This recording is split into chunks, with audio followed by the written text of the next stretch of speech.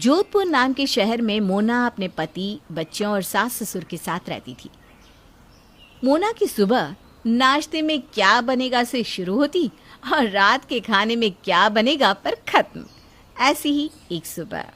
बच्चों के टिफिन बांध देती हूँ, आज तो बहुत लेट हो गया। पिंकू, डेजी, पोहा दे दो ना टिफिन में। नहीं, मैं पोहा नहीं खाऊंगा मम्मी, हर रोज घूम फिर के पोहा ही दे देती हो। अच्छा तो रोटी ले जा बेटा। कल तीनों टाइम रोटी खिलाई थी मम्मी तुमने, संडे को भी रोटी, अब मैं नहीं खाऊंगी रोटी। हे भगवान, ऐसे ही करते रहेंगे ये दोनों तो इनकी तो बस ही छूट जाएगी। अच्छा ठीक है, आज नूडल्स बना देती हूँ, अब तो ठीक है ना? अरे वाह, लगता है भगवान ने मेरी सुन ली। I love you mummy. Daisy और पिंकू पूरे घर में इधर उधर करते रहते हैं और मोना रसोई से आवाज लगाती रहती है। मोना की बात सुनकर संध्या कहती है, वाह, ये आजकल की बहू है, काम कम हो इसलिए बच्चों को मैदा खिलाने राजी है। खैर मुझे क्या, मैं बोलने गई तो बोलेंगी कि मेरे बच्चे हैं, जो चाहूं खिलाऊं। अरे भगवान, धीरे बोलो वरना सुबह सुबह रामायण हो जाएगी। अरे हम बूढ़ों को नाश्ता भी मिलेगा कि नहीं? मोना फौरन बच्चों को टिफिन देकर अपनी सास के पास जाती है। क्या बना दूं मम्मी जी? अरे कुछ भी बना दे जो जल्दी बने। पोहा ही बना देती हूँ। मोना पोहा बनाकर डाइनिंग टेबल पर रखती है। तभी ऑफिस के लिए तैयार होकर सौरव खाने के लिए डाइनिंग टेबल पर बैठता है। नाश्ते में क्या है आज? पोहा बनाया है जी। मुझे नहीं खाना यार पोहा, तुम्हें पता है ना ऐसे सूखे खाने से मेरा गला सटता है। पर जल्दी में मैं यही बना पाई, अभी रोटी और गीली सब्जी बना देती हूँ। बहुत दया कर चुकी हो तुम, अब रहने दो, मैं आज बाहर ही खा लूंगा। मोना को बहुत दुख होता है। नाश्ता उसके हलक से नीचे ही नहीं उतरता। सुमेध और संध्या आराम से नाश्ता करके अपने कमरे में जाने लगते हैं। पति के पसंद का तो ख्याल रखा कर बहू, समय नहीं रहता तो जल्दी उठा कर। अरे मैं तो 3 बजे ही उठ जाया करती थी। ये कहकर संध्या अपने कमरे में चली जाती है। मोना पूरा घर का झाड़ू पोछा लगाती है। काम वाली को बर्तन धोने देने के बाद कपड़े मशीन में डालकर जैसे ही बैठती है कि उसकी नज़र घड़ी पर पड़ती है। 12:30। अरे आज तो समय भागे जा रहा है। दोपहर के खाने की तैयारी कर देती हूँ वरना फिर दिक्कत हो जाएगी। मोना अपने ससुर के पास जाकर उनसे पूछती है, पापा जी दोपहर के खाने में क्या बना दूँ? जो तेरी सास को ठीक लगे वही बना दे बहू। मोना अपनी सास के पास जाकर उनसे पूछती है, मम्मी जी दोपहर में क्या बना दूँ? तू तो ऐसा बात कर रही है जैसा तुझे पता ही नहीं इस घर में कौन क्या खाता है। अरे बना ले अपने हिसाब से, शादी के 15 साल के बाद भी मुझसे पूछने आती है। ठीक है मम्मी जी, फिर तो मैं दाल चावल बना लेती हूँ। दाल चावल तो साथ में भिंडी ही बनाना, बाकी सब्जियां तो भाई इतनी महंगी हुई पड़ी हैं। तो दाल में टमाटर का छौंक नहीं लगाऊं क्या मम्मी जी? ना ना बिल्कुल नहीं। बेचारी मोना खाना बनाकर अपने सास ससुर को खाने पर बुलाती है।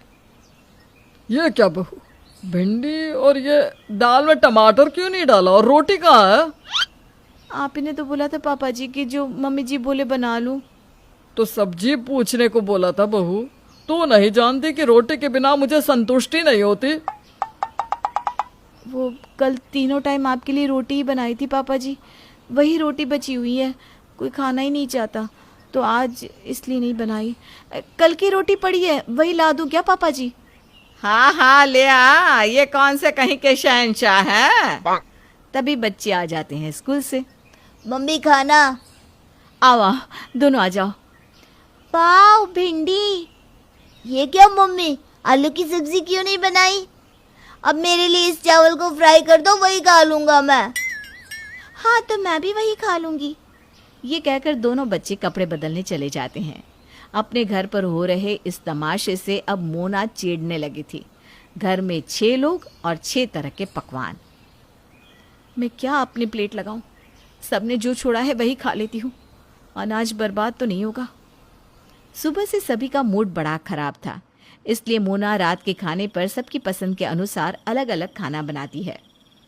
पापा जी के लिए रोटी और सूखी सब्जी, बच्चों के लिए आटा का पास्ता, मम्मी जी के लिए चावल दाल और सब्जी, और इनके लिए आलू की गीली सब्जी और रोटी।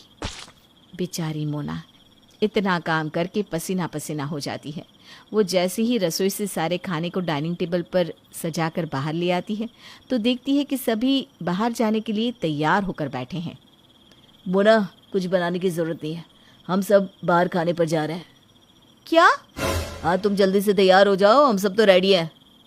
वैसे मम्मी, तुम्हें इतना पसीना क्यों आ रहा है?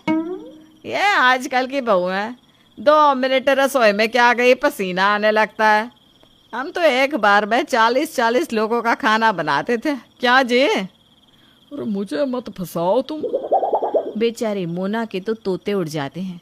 वो थक हार कर इतनी मेहनत से सबके लिए खाना बनाती है और सबने अलग ही प्लान बना लिया था।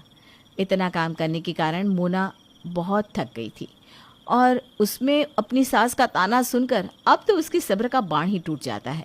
वो गुस्से में कहती है, दिन भर नौकरों की तरह काम करो और फिर भी सबका मुंह बना ही रहता है।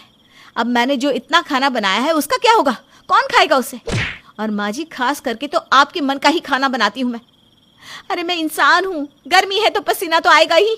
आपको मेरा पसीना पसंद नहीं तो रसोई में एसी लगवा लीजिए, और मेरा खाना पसंद नहीं है ना तो एक काम वाली रख लीजिए जिसको उससे जो बनवाना हो आराम से बनवाना। ये कहते हुए मोना को चक्कर आ जाता है और वो बेहोश होकर जमीन पर धड़ाम से गिर जाती है। हे भगवान, अरे कोई डॉक्टर को तो बुलाओ। सौरव फौरन डॉक्टर को बुलाता है। आपको आराम की ज़रूरत है मोना जी, अपने शरीर से ऊपर काम मत कीजिए। शरीर रहा तो सब हो जाएगा, आप आराम कीजिए। आप लोग खाना खा लीजिए, मैं अब ठीक हूँ। कोई बाहर नहीं जाता, सब मोना का बनाया खाना खाते हैं। अगले दिन ये रोज़ रोज़ की झिकझिक से किसी का कोई फ़ायदा नहीं होने वाला। अब हमें काम वाली रखनी होगी। पापा, आप अपने दोस्तों को कह दीजिए, किसी को भी कोई काम वाली पता हो तो बताए। मम्मी, आप भी, और बच्चों तुम लोग भी। मैं भी ढूंढता हूँ कोई मिल जाए तो। तभी दरवाजे पर दस्तक होती है। किसी को काम वाली मांगती है क्या? मेरे को पता चला यहाँ पर कोई काम वाली ढूंढ रहा है। हाँ, पर सिर्फ काम वाली नहीं, ऐसी कोई जो खाना भी बना दे। इडली, मसाला इडली, डोसा, रवा डोसा, चाइनीज, इटालियन, पूड़ी, कचौड़ी, पराठा, बड़े, दही बड़े, सब कुछ। अरे अरे रुक भी जा। खाने के मामले में कचरे का हाथ पकड़ना मुश्किल ही नहीं, नामुमकिन है, नामुमकिन। क्यों, तू हलवाइयों के घर की है क्या? माई, खुद ही हलवाई हूँ मैं, पहले ढाबे पे जो काम करती थी। तो फिर ठीक है, आज से ही काम पर आ जाओ, बाकी मम्मी तुमसे बात कर लेगी। मम्मी, निकलता हूँ मैं। मोना के ससुराल के रोटी दाल चावल के मसले को हल करने के लिए अब आ गई थी कजरी। पर अब मसला हल होगा या उलझ जाएगा, वो तो वक्त ही बताएगा।